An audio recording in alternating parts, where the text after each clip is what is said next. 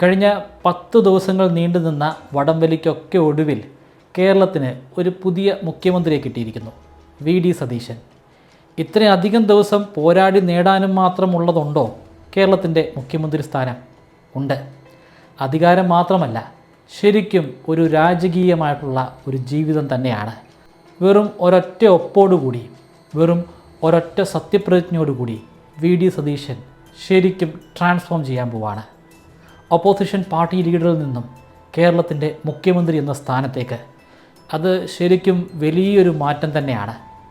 രാജകീയമായിട്ടുള്ള ജീവിതം നയിക്കാൻ രാജകീയമായിട്ടുള്ള ചരിത്ര പ്രാധാന്യം അർഹിക്കുന്ന ക്ലിഫ് ഹൗസ് ഉണ്ട്.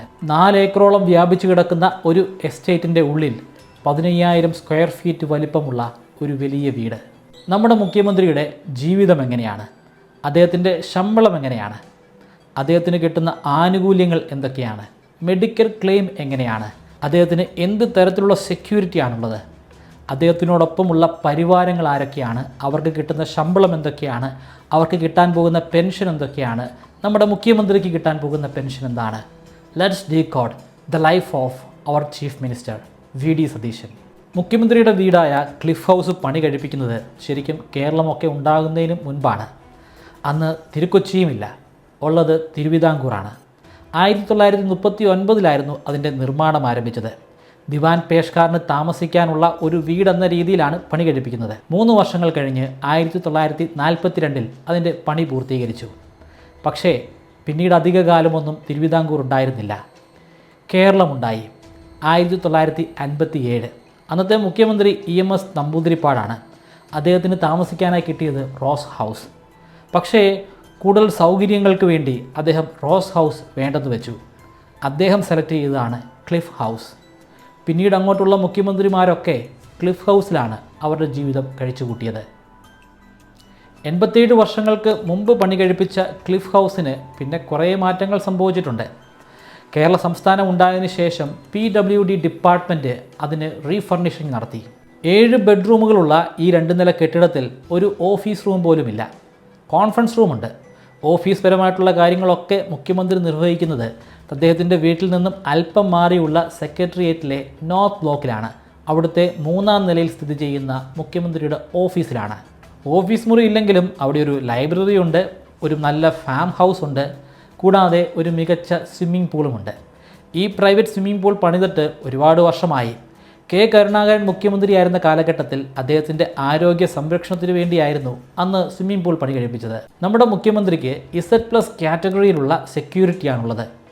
കമാൻഡോസ് ഉൾപ്പെടെ ഇതുമായി ബന്ധപ്പെട്ട് പ്രവർത്തിക്കുന്നത് 55 പേരാണ്. കൂടാതെ ഒരു മികച്ച ബുള്ളറ്റ് പ്രൂഫ് കാറുമുണ്ട്.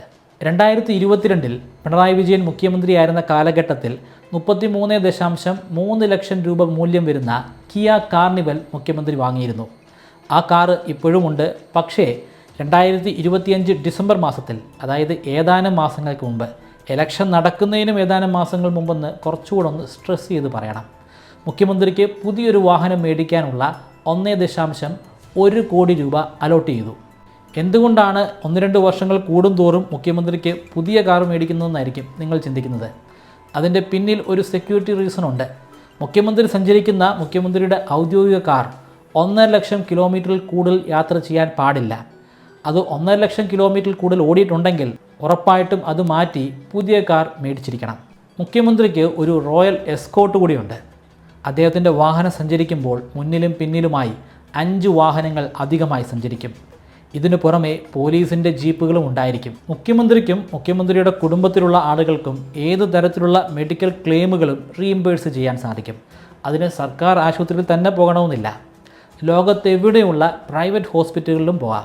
പക്ഷേ വിദേശ രാജ്യങ്ങളിലുള്ള പ്രൈവറ്റ് ഹോസ്പിറ്റലാണ് പോകുന്നതെങ്കിൽ അതിന് തക്കതായിട്ടുള്ള കാരണം കാണിക്കണം.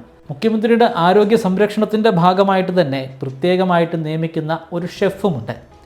PWD ഡിപ്പാർട്ട്മെൻറ്റാണ് ഷെഫിനെ കൈകാര്യം ചെയ്യുന്നത്. ഷെഫ് ശരിക്കും മുഖ്യമന്ത്രിയുടെ ആരോഗ്യ അവസ്ഥയൊക്കെ മനസ്സിലാക്കി ആ ആരോഗ്യം മെച്ചപ്പെടുന്ന തരത്തിലുള്ള ഡയറ്റായിരിക്കും പ്രത്യേകമായിട്ട് ഉണ്ടാക്കുക. ഷെഫ് മാത്രമല്ല ക്ലിഫ് ഹൗസിലുള്ളത്. അതിനു പുറമെ ഒരുപാട് സെർവൻസ് ഉണ്ട്, സേവകരുണ്ട്, ഗാർഡനേഴ്സ് ഉണ്ട്. ഇവർക്കൊക്കെ ശമ്പളം കൊടുക്കുന്നത് നമ്മുടെ പൊതുമരാമത്ത് വകുപ്പാണ്. മുഖ്യമന്ത്രിയുടെ ഒരു മാസത്തെ ശമ്പളം 1,85,000 രൂപയാണ്. അതായത് ഒരു വർഷം കൊണ്ട് 22 ലക്ഷം രൂപ കിട്ടും. 5 വർഷം കഴിയുമ്പോഴേക്കും 1 കോടിക്ക് മുകളിൽ തുക ശമ്പളമായിട്ട് കിട്ടിയിട്ടുണ്ടായിരിക്കും. ഇതിൽ ബേസിക് സാലറി വരുന്നത് ഒരു ദിവസം ഏകദേശം 2000 രൂപ വെച്ചാണ്. അതായത് ഒരു മാസം കിട്ടുന്ന ബേസിക് സാലറി 60,000 രൂപയാണ്. ഈ 60,000 രൂപയും കൂടെ ചേർന്നിട്ടുള്ളതാണ് 1,85,000 രൂപ. പക്ഷേ ഇത് മാത്രമല്ല കിട്ടുന്നത്. ഇതിന് പുറമെ വേറെയും പല അലവൻസ് ഉണ്ട്, ഡെയിലി അലവൻസ് ഉണ്ട്. കേരളത്തിൻ്റെ ഉള്ളിലാണ് മുഖ്യമന്ത്രിയെങ്കിൽ ഒരു ദിവസം 1000 രൂപ ഡെയിലി അലവൻസ് കിട്ടും. ഇനിയിപ്പോൾ കേരളത്തിന് വെളിയിലുള്ള ഒരു ഫംഗ്ഷനിലാണ് പങ്കെടുക്കുന്നതെങ്കിൽ ഒരു ദിവസം 1200 രൂപ കിട്ടും. ക്ലിഫ് ഹൗസുമായി ബന്ധപ്പെട്ടിട്ടുള്ള സകല ബില്ലുകളും അടയ്ക്കുന്നത് മുഖ്യമന്ത്രിയുടെ പോക്കറ്റിൽ നിന്നല്ല, അതും കേരള സർക്കാർ തന്നെയാണ്. ഇനിയിപ്പോൾ മുഖ്യമന്ത്രി യാത്ര ചെയ്യുന്നത് മുഖ്യമന്ത്രിയുടെ ഔദ്യോഗിക കാറിലല്ലെങ്കിൽ 1 കിലോമീറ്ററിന് 10 രൂപ വെച്ച് കിട്ടും. മുഖ്യമന്ത്രിയുടെ ഒപ്പം ഏകദേശം 30ഓളം ആളുകളുണ്ട്. ഈ 30 ആളുകളെ മുഖ്യമന്ത്രിക്ക് തന്നെ അപ്പോയിൻമെൻറ്റ് ചെയ്യാം. സാധാരണഗതിയിൽ അപ്പോയിൻറ്റ് ചെയ്യുന്നത് പാർട്ടിയാണ്. അതിപ്പോൾ കമ്മ്യൂണിസ്റ്റ് പാർട്ടിയാണെങ്കിലും കോൺഗ്രസ് പാർട്ടിയാണെങ്കിലും പാർട്ടിയുമായിട്ട് അടുത്തിടപഴകുന്ന ആളുകളെയാണ് അപ്പോയിൻറ്റ് ചെയ്യുക. പാർട്ടി പ്രവർത്തകരെ തന്നെ ഇതിനുവേണ്ടി എടുക്കണമെന്ന് നിയമമൊന്നുമില്ല. വേണമെങ്കിൽ സർക്കാർ ഉദ്യോഗസ്ഥരെ പ്രത്യേകമായിട്ടുള്ള ഡെപ്യൂട്ടേഷനിലൂടെ എടുക്കാൻ സാധിക്കും. ഇക്കൂട്ടത്തിലുള്ള ഏറ്റവും കേമനായിട്ടുള്ള എംപ്ലോയി അത് പേഴ്സണൽ സെക്രട്ടറിയാണ്. ഒരു മുഖ്യമന്ത്രിയുടെ കീഴിൽ ഒരു പേഴ്സണൽ സെക്രട്ടറി കാണും. പേഴ്സണൽ സെക്രട്ടറിയുടെ താഴെ 2 മുതൽ 3 വരെ പേഴ്സണൽ അസിസ്റ്റൻസ് ഉണ്ടായിരിക്കും. ആ പേഴ്സണൽ അസിസ്റ്റൻസിന് താഴെയും ആളുകളുണ്ട്. സ്പെഷ്യൽ പേഴ്സണൽ അസിസ്റ്റൻറ്റ് 5 മുതൽ 7 വരെ ആളുകളായിരിക്കും ആ കൂട്ടത്തിൽപ്പെടുന്നത്. ഇതിനു പുറമെ ഒരുപാട് ക്ലർക്കുമാരുണ്ടായിരിക്കും, ടൈപ്പിസ്റ്റുകളുണ്ടായിരിക്കും. പക്ഷേ കൂട്ടത്തിലെ ഏറ്റവും വലിയ കൊമ്പൻ അത് പേഴ്സണൽ സെക്രട്ടറിയാണ്. പേഴ്സണൽ സെക്രട്ടറി മുഖ്യമന്ത്രിയുടെ ഗേറ്റ് കീപ്പർ ആണെന്ന് പോലും നമുക്ക് വിശേഷിപ്പിക്കാം. ഈ ഗേറ്റ് കീപ്പർ അറിയാതെ ആരും മുഖ്യമന്ത്രിയുടെ അടുത്തേക്ക് പോലും പോകില്ല. ഈ ഗേറ്റ് കീപ്പർ കാണാത്ത ഒരു ഫയലും മുഖ്യമന്ത്രി കാണില്ല. പേഴ്സണൽ സെക്രട്ടറിയുടെ ഒരു മാസത്തെ ശമ്പളം 1.5 ലക്ഷം രൂപയാണ്. പേഴ്സണൽ സെക്രട്ടറിയും മുഖ്യമന്ത്രിയും തമ്മിലുള്ള ശമ്പളത്തിൻ്റെ വ്യത്യാസം വെറും 35,000 രൂപ മാത്രം. പേഴ്സണൽ അസിസ്റ്റൻ്റ്മാരുടെ ശമ്പളം 85,000 രൂപയാണ്. ക്ലർക്കിൻ്റെ ശമ്പളം 55,000 രൂപ. ടൈപ്പിസ്റ്റിൻ്റെ ശമ്പളം 35,000 രൂപ. ഒരു സർക്കാർ ഉദ്യോഗസ്ഥന് പെൻഷൻ കിട്ടണമെങ്കിൽ 20 30 ഒക്കെ വർഷം ജോലി ചെയ്യേണ്ടി വരും. പക്ഷേ ഞാൻ ഈ പറഞ്ഞ പേഴ്സണൽ സെക്രട്ടറിക്കും പേഴ്സണൽ അസിസ്റ്റൻ്റ്മാർക്കും അത്രയും വർഷം ഒന്നും ജോലി ചെയ്യേണ്ട ആവശ്യമില്ല. അവർ വെറും 2.5 വർഷം മാത്രം ജോലി ചെയ്താൽ അവർക്കെല്ലാം പെൻഷൻ കിട്ടും. 4,000 മുതൽ 12,000 രൂപ വരെയാണ് ഇവരുടെ പെൻഷൻ. 2.5 വർഷമായാൽ പെൻഷൻ കിട്ടുന്നത് കൊണ്ട് തന്നെ മിക്ക പാർട്ടികളും ഒരു റൊട്ടേഷൻ കൊണ്ടുവരാറുണ്ട്. 2.5 വർഷം കഴിയുമ്പോൾ നിലവിലുള്ള എല്ലാ ജീവനക്കാരെയും പറഞ്ഞുവിടും. കാരണം അവർക്കിനി പെൻഷൻ കിട്ടുമല്ലോ. കൂടുതൽ ആളുകൾക്ക് പെൻഷൻ കൊടുക്കുന്നതിൻ്റെ ഭാഗമായിട്ട് പാർട്ടിയുമായി ബന്ധപ്പെട്ട് പ്രവർത്തിക്കുന്ന മറ്റ് പല ആളുകളെയും ഈ സ്ഥാനത്തേക്ക് കൊണ്ടുവരും. അവരും പിന്നീട് 2.5 വർഷം ജോലി ചെയ്യും. 2.5 വർഷം കഴിയുമ്പോൾ ടെനർ കഴിയും. ടെനർ കഴിയുമ്പോൾ ഇവർക്കെല്ലാവർക്കും പെൻഷൻ കിട്ടും. ഈ ഉദ്യോഗസ്ഥർക്ക് പെൻഷൻ മാത്രമല്ല, മരണം വരെ ഇവർക്ക് മെഡിക്കൽ ക്ലെയിമിന് യോഗ്യതയുണ്ട്. നമ്മുടെ മുഖ്യമന്ത്രിയുടെ പെൻഷൻ തുക 31,000 രൂപയാണ്. അദ്ദേഹത്തിനും ആജീവനാന്തം മെഡിക്കൽ ക്ലെയിം കിട്ടും. അദ്ദേഹത്തിന് മാത്രമല്ല, അദ്ദേഹത്തിൻ്റെ ഭാര്യയ്ക്കും കിട്ടും. ആജീവനാന്തം അദ്ദേഹത്തിന് റെയിൽവേ കൂപ്പൺ ഉപയോഗിച്ച് യാത്ര ചെയ്യാൻ സാധിക്കും. അതുപോലെ എയർ ടിക്കറ്റിനും അദ്ദേഹത്തിന് അലവൻസ് ഉണ്ടായിരിക്കും. ഓരോ ഫയലും ഓരോ ജീവിതമാണെന്നല്ലേ പറയുന്നത്. ഈ ഓരോ ജീവിതവും എങ്ങനെയാണ് മുഖ്യമന്ത്രിയുടെ മുൻപിലെത്തുന്നതെന്ന് അറിയണ്ടേ? ആദ്യം ഈ ഫയലുകൾ എത്തുക മുഖ്യമന്ത്രിയുടെ ഔദ്യോഗിക ക്ലർക്കിൻ്റെ മുമ്പിലായിരിക്കും. ക്ലർക്ക് അത് ഫോർവേഡ് ചെയ്യുന്നത് പേഴ്സണൽ അസിസ്റ്റൻറ്റിന്. പേഴ്സണൽ അസിസ്റ്റൻറ്റ് ഫോർവേഡ് ചെയ്യുന്നത് പേഴ്സണൽ സെക്രട്ടറി. പേഴ്സണൽ സെക്രട്ടറിയാണ് നേരിട്ട് മുഖ്യമന്ത്രിക്ക് ഈ ഫയൽ കൊടുക്കുന്നത്. അതുകൊണ്ട് തന്നെയാണ് അദ്ദേഹത്തിന് അല്ലെങ്കിൽ അദ്ദേഹത്തിൻ്റെ പാർട്ടിക്ക് ഇഷ്ടമുള്ള താല്പര്യമുള്ള വിശ്വസ്തരെ ജോലിക്കാരായി എടുക്കാൻ സാധിക്കുന്നത്. മുഖ്യമന്ത്രിക്ക് ആസ്വദിക്കാൻ സാധിക്കുന്നത് രാജകീയമായിട്ടുള്ള ഒരു ജീവിതം മാത്രമല്ല, രാജകീയമായിട്ടുള്ള ഒരു അധികാരം കൂടിയാണ്. മുഖ്യമന്ത്രിയാണ് തീരുമാനിക്കുന്നത് ആർക്ക് എന്തൊക്കെ കിട്ടണമെന്ന്. ഞാൻ പറഞ്ഞു വരുന്നത് മന്ത്രിസ്ഥാനത്തെക്കുറിച്ചാണ്. എനിക്കറിയാം അങ്ങനെയല്ല നടക്കുന്നത്. ഇവിടെ ഒരുപാട് സമവാക്യങ്ങളുണ്ട്, ഒരുപാട് ഘടകകക്ഷികളുണ്ട്. കിട്ടുന്ന സീറ്റിൻ്റെ എണ്ണത്തിന് വലിയ പ്രാധാന്യമുണ്ട്. ഒരു 71-72 സീറ്റൊക്കെ ആണെങ്കിൽ, അതായത് നമ്മുടെ മുഖ്യമന്ത്രിയായിരുന്ന ഉമ്മൻചാണ്ടി ഭരിച്ചിരുന്നപ്പോഴത്തെ അവസ്ഥയാണെങ്കിൽ ശരിക്കും മുൾമുനയിലായിരിക്കും മുഖ്യമന്ത്രിയുടെ സ്ഥാനം. എന്നിട്ടും 5 വർഷം മുഖ്യമന്ത്രിയായ ഉമ്മൻചാണ്ടി ഭരിച്ചു എന്ന് പറയുന്നത് ശരിക്കും ഒരു വലിയ കാര്യം തന്നെയാണ്. മുഖ്യമന്ത്രിക്ക് വേണമെങ്കിൽ തൻ്റെ കീഴിലുള്ള മന്ത്രിമാരിൽ നിന്നും എപ്പോൾ വേണമെങ്കിലും രാജി എഴുതി വാങ്ങിക്കാം. ഇവിടെയും ഒരു കാര്യം എടുത്തു പറയേണ്ടി വരും. ഒരുപാട് സമവാക്യങ്ങളുണ്ട്. മുഖ്യമന്ത്രിക്ക് മാത്രം അങ്ങനൊരു ഡിസിഷൻ എടുക്കാൻ പറ്റുമോ എന്ന് ചോദിച്ചു കഴിഞ്ഞാൽ അങ്ങനെ പറ്റേണ്ടതാണ്. പക്ഷേ ഈ സമവാക്യങ്ങൾ കാരണം ഒരുപാട് തടസ്സങ്ങളുണ്ട്.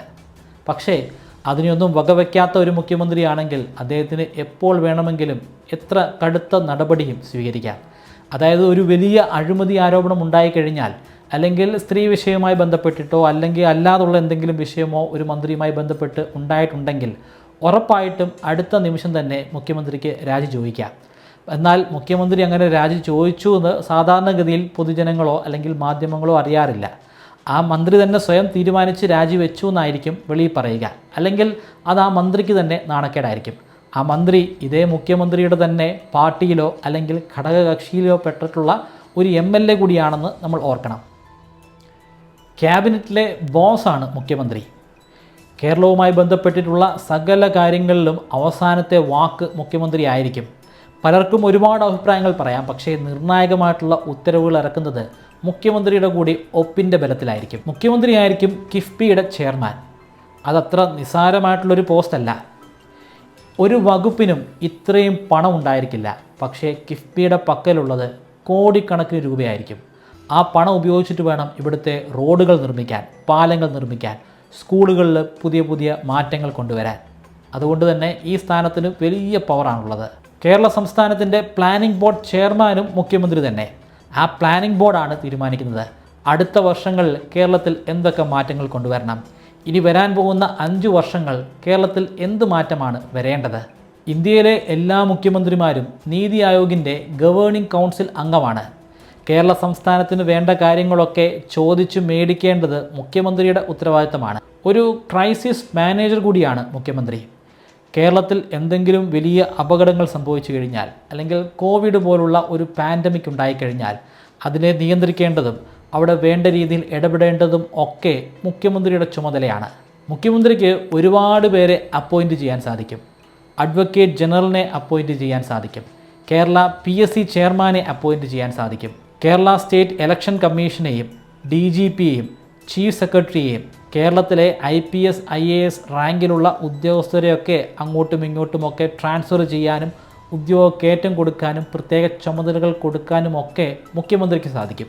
അധികാര ദുർവിനിയോഗം നടത്തുന്നുണ്ടോ എന്ന് പ്രത്യേകമായി നിരീക്ഷിക്കാൻ കുറേയധികം സംഘങ്ങളുണ്ട്. ഗവർണറുണ്ട്, കോടതിയുണ്ട്, ഓപ്പോസിഷൻ പാർട്ടി ലീഡറുണ്ട്, പിന്നെ ചില ഘട്ടങ്ങളിലൊക്കെ സ്വന്തം പാർട്ടിയിലുള്ള ആളുകളുമുണ്ട്. കേരളത്തിൻ്റെ ഖജനാവ് കാലിയാണെന്നൊക്കെ പലപ്പോഴും നമ്മൾ പറയുമ്പോഴും കേരളത്തിന് പണം കിട്ടുന്നുണ്ട്. ആ പണം ചിലവഴിച്ച് പോകുമ്പോഴാണ് കാലിയാകുന്നത്. അതെങ്ങനെ ചിലവഴിക്കണമെന്ന് മുഖ്യമന്ത്രിക്ക് തീരുമാനിക്കാം. പക്ഷേ അത് പൂർണ്ണമായിട്ട് അങ്ങ് നടപ്പിലാക്കാനൊന്നും സാധിക്കത്തില്ല. അത് കൃത്യമായിട്ട് ഓഡിറ്റ് ചെയ്യാൻ ഇവിടെ CAG ഓഡിറ്റുണ്ട്. CAG ഓഡിറ്റ് കേരള ഖജനാവിലെ ഓരോ രൂപയും നല്ല രീതിയിൽ ഓഡിറ്റ് ചെയ്യും. ഒരുപാട് സൗകര്യങ്ങളും ഒരുപാട് അധികാരങ്ങളും ഒക്കെയുള്ള രാജകീയമായിട്ടുള്ളൊരു സ്ഥാനമാണ് മുഖ്യമന്ത്രിയുടേത്. കേരളത്തിൻ്റെ മുഖം തന്നെ മുഖ്യമന്ത്രിയാണ്.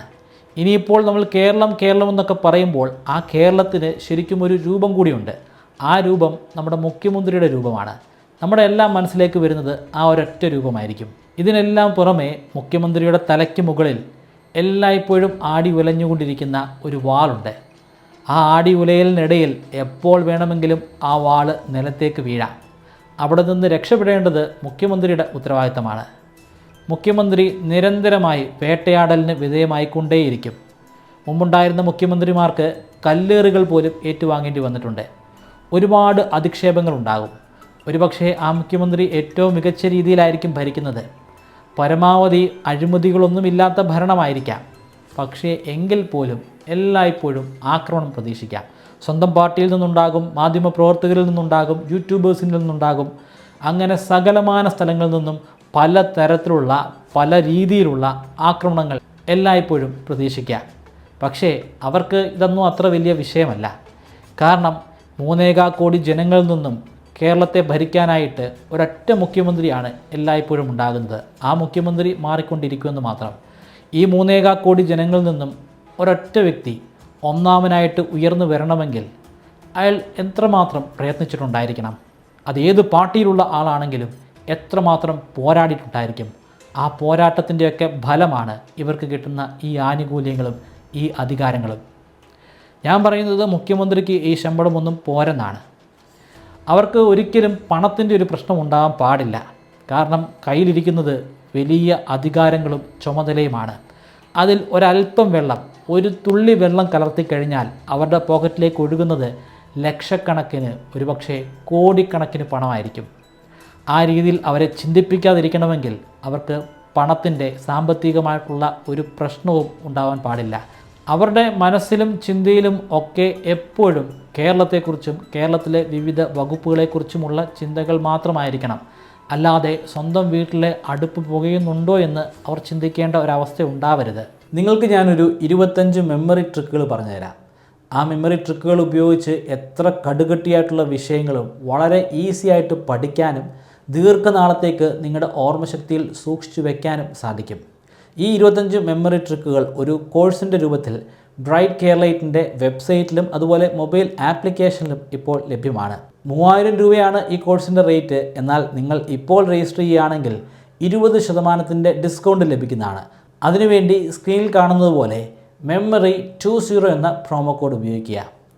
ഡിസ്ക്രിപ്ഷനിലും ഫസ്റ്റ് കമൻറ്റിലും ഞാൻ ലിങ്ക് കൊടുക്കുന്നുണ്ട്. താല്പര്യമുള്ളവർ ഇപ്പോൾ തന്നെ രജിസ്റ്റർ ചെയ്യുക.